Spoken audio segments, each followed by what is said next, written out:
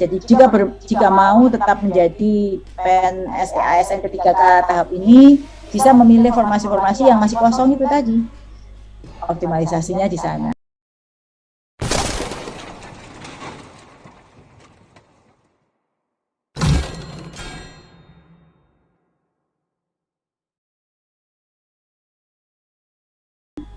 Terima kasih Ibu. Dan di sini ada pertanyaan dari peserta Ibu. Silakan. Misalkan bahasa Inggris formasi kita ini tinggal 1. Bagaimana jika yang mengikuti tes tahap 2 semuanya bisa passing grade? Maksud optimalisasi formasi tadi bagaimana Ibu? Mohon penjelasannya. Jadi begini, optimalisasi itu ada di tahap 3. Makanya kalau itu pertanyaan yang bagus tuh sebagai perumpamaan. Bahasa Inggris itu ada 40 gitu kan ya. Kemudian ininya kan 1, begitu kan ya. 1 masih yang direbut dan dari 40 itu 35 atau 30-nya lolos bahasa Inggris. Jadi kalau tadi itu ada 90 total, ada 93.000 orang yang lolos tapi kalah ranking. Itu nanti kan terjadi sama ya Bu. Jadi otomatis yang kalah ranking ini tidak akan mendapat formasi, dia lulus tapi tidak lolos, begitu kan hasilnya, lulus tapi tidak lolos. Nah di tahap 3 optimalisasi itu ujian kedua kan masih di satu kabupaten atau wilayah kewenangan. Misalnya Kabupaten Wonogiri itu hanya SD SMP, itu bisa pindah antara SD SMP milih. Kecamatan mana ya, Wonogiri lah, antar kecamatan itu boleh pindah milih ya, milih antar sekolah, antar kecamatan, bisa antar di dalam satu kewenangan kabupaten. Sedangkan provinsi itu kabupaten, misalnya guru SMA Kabupaten Karanganyar bisa milih SMA Kabupaten Wonogiri, SMK di Sragen itu kabupaten, itu satu kewenangan di dalam kabupaten. Itu ya, itu untuk ujian kedua. Jadi masih boleh milih antar sekolah, antar jabatan dalam satu kewenangan. Sedangkan di ketiga itu boleh milih di luar daerah kewenangan. Dan jika nanti tadi saya gambarkan ada 180.000 yang tidak yang milih, itu optimalisasi. Jadi jika mau tetap menjadi PNS ASN ke-3K tahap ini, bisa memilih formasi-formasi yang masih kosong itu tadi. Optimalisasinya di sana. Apakah mau di Nias ataukah mau di Papua sudah tertutup untuk orang Papua, Maluku, Tanimbar, itu yang disebut dengan optimalisasi. Nah, optimalisasi itu masih di ranking lagi. Kan ada yang lulus 10, yang dibutuhkan 5 ya ranking dari nilai tadi, meskipun tidak lolos di ujian ini, dia optimalisasi kriteриanya masih sama, lolos passing grade, di ranking lagi. Begitu Bu, itu diatur dalam Permenpan RB. Iya, terima kasih Ibu. Kemudian ini ada pertanyaan lagi Bu di kolom chat. Izin bertanya Ibu Nunu, untuk tahap 2 apakah induk dan non-induk masih diberlakukan seperti tahap 1 sesuai dengan Permenpan? Ya, jadi mohon penjelasannya Ibu. Ya, terima kasih. Jadi kalau aspirasi dari masyarakat sih memang untuk yang induk itu masih dikunci lagi di tahap 2. Namun itu kan berlawanan dengan Permenpan ya. Kalau Permenpan itu mulai ujian kedua itu mulai terjadi persaingan bebas, gitu kan. Itu di Permenpan ya. Rupanya upaya kita untuk memberikan kesempatan lagi induk itu belum bisa diterima untuk ujian sekarang.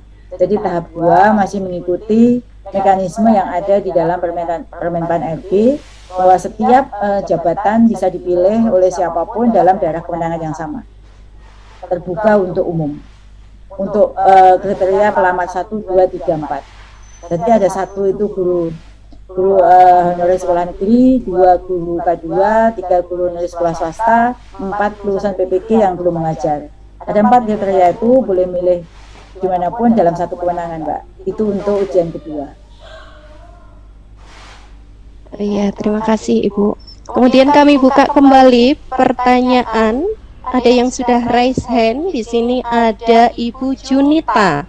Silakan Ibu Junita untuk menghidupkan mikrofonnya dan langsung bertanya kepada Ibu Nunu. Baik, terima kasih Bu atas kesempatannya. Selamat pagi.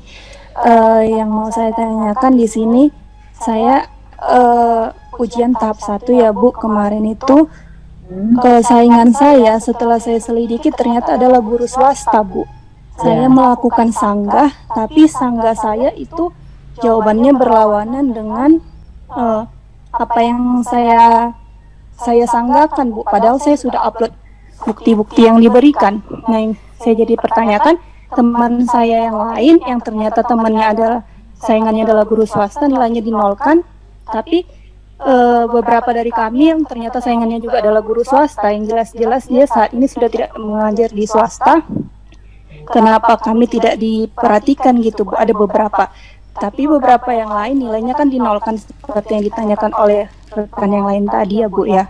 Apakah karena kami tidak memiliki sertifikat pendidik, jadi kami tidak dilihat sanggahannya Bu? Seperti itu pertanyaan dari saya. Terima kasih Bu. Ya, saya jawab langsung ya Mbak. Jadi begini, setiap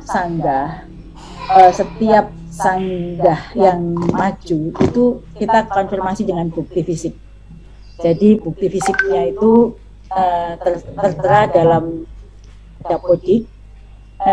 Ada juga yang salah ya, misalnya yang salah itu contoh teman-teman itu sebenarnya bukan salah, karena dia itu sebenarnya sudah pindah di sekolah swasta, ditugaskan di sekolah swasta, tetapi dapodiknya itu masih ada yang menggunakan masa, karena kan di situ adalah yang boleh ikut ujian adalah guru yang terdaftar di dapodik tok ya, dan guru yang penting terdaftar di dapodik.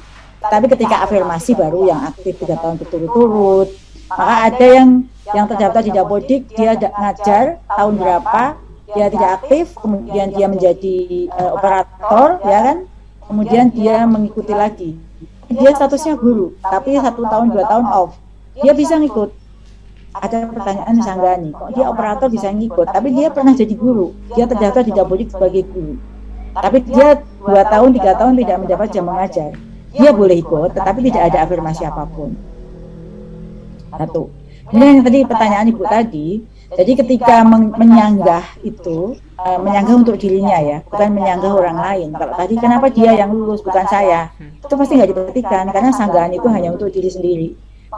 Mengapa saya tidak? Karena saya merasa saya 3 tahun berturut-turut, kenapa afirmasi 3 tahun berturut-turut tidak